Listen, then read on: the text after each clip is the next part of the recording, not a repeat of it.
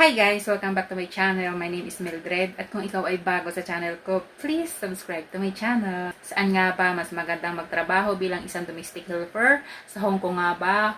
Or sa Singapore? So, without further ado, let's begin. Galing na ako ng Singapore at ngayon ay nandito ako sa Hong Kong. Number 1 na pagkakaiba ng Hong Kong at ng Singapore, sa sahod guys. Dito sa Hong Kong, ang sahod ng minimum ay 4,990. Sa peso, yun ay 39,000 plus. Pumapalo na siya sa 40. Kunti nilang 40 na. Okay, at sa Singapore naman guys, minimum na sahod doon is 700. So, sa pesos, yun ay 29,000 plus. So, ang laki ng pagkakaiba, 10,000 yung gap nila. So, kung yung sahod ang titingnan mo, ay dito ka na sa Hong Kong kasi sobrang laki ng sahod dito sa Hong Kong. Sa day off naman, parehas lang sila kasi sa Singapore, every Sunday din yung day off. Pero, kung ang tatanungin naman natin ay kung magkano yung magagastos kapag pumunta ka ng Singapore at kung magkano yung magagastos kapag pumunta ka dito sa Hong Kong. Diyan, malaki din yung pagkakaiba. Unahin natin dito sa Hong Kong, since nandito nga ako sa Hong Kong. Dito sa Hong Kong, guys, kapag pupunta ka dito, ibig sabihin kapag mag-a-apply ka papunta dito, kailangan mo ng pera. Bakit ko nasabing kailangan mo ng pera? Kasi, ikaw, lahat-lahat yung gagastos kapag ikaw ay mag-a-apply. Lahat-lahat. Medical mo, processing fee. So, mag-a-apply ka sa agency. Maganda yung agency ko, guys, kasi bago ka gumastos, may amo ka na. Yung sa ibang agency, gagastos ka muna bago ka magkaamo. Hindi ka pa nakakasigurado na magkakaamo ka nun. Kasi ang sa ibang agency guys, kailangan magpa-medical bago ka nila i-market. Paano kung hindi ka agad ma-hired? So, nasayang lang yung pera mo, may expired yung medical mo. So, dun sa agency ko, kapag may amo ka na, saka ka pala magpapa-medical. So, pera mo yun. Tapos next nun, kapag may amo ka na, ay di yun na. Yun na yung processing fee. Doon sa agency na pinag-applyan ko, lahat-lahat ang nagastos ko doon guys, ay kasama na yung processing fee and then medical. Hindi doon kasama yung mga pagkain, pamasahe, etc. Mga kung ano na hindi kasama. Basta ang nagastos ko sa agency ay 16,000 plus. Lahat-lahat na yon. Singapore naman guys, kapag sa Singapore ka magpupunta, wala kang gagastusin na kahit na magkano sa agency. Yes, wala kang gagastusin. Pero hindi doon kasama yung pagkain guys ha. Pagkain, pamasahe, hindi doon kasama. Pero yung ibig sabihin sa agency, wala kang gagastusin.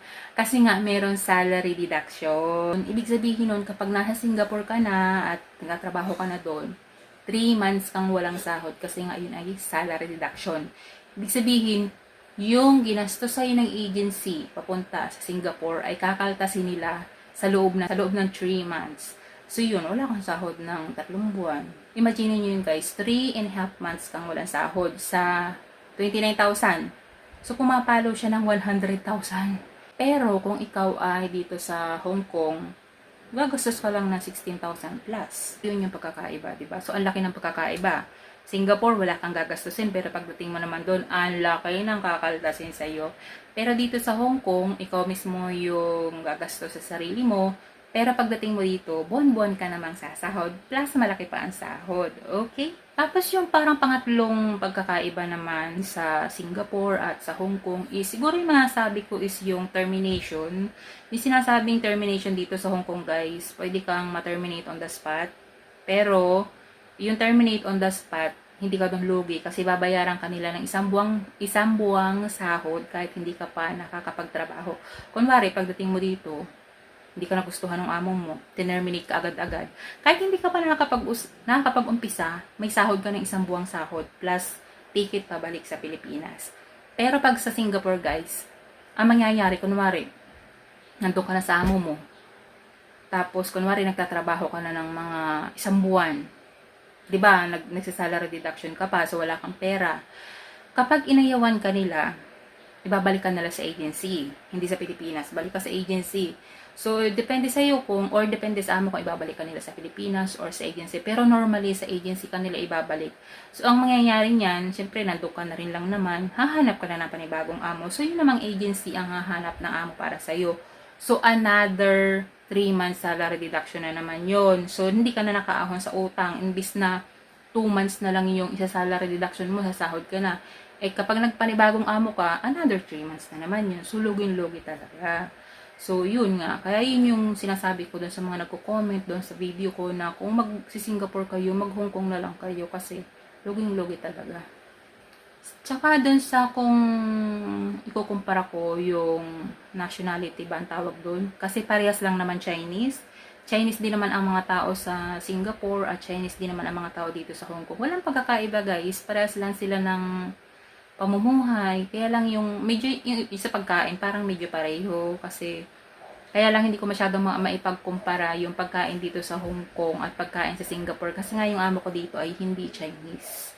So hindi ko na lang sabihin kasi baka bawal din. So hindi sila Chinese. So hindi ko ma-compare yung pagkain.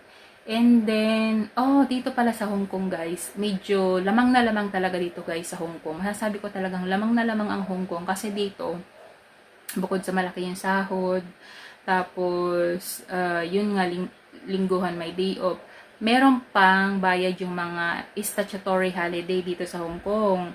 Kunwari, public holiday, tulad ng Christmas, tapos lahat ng mga public holiday, may bayad yun guys. Kapag pinagtrabaho ka, double pay. Pero pag pinalabas ka, may bayad pa rin. Okay? Sa Singapore guys, walang bayad ang mga public holiday. So, sa public holiday pa lang, panalong-panalo na tayo dito sa Hong Kong.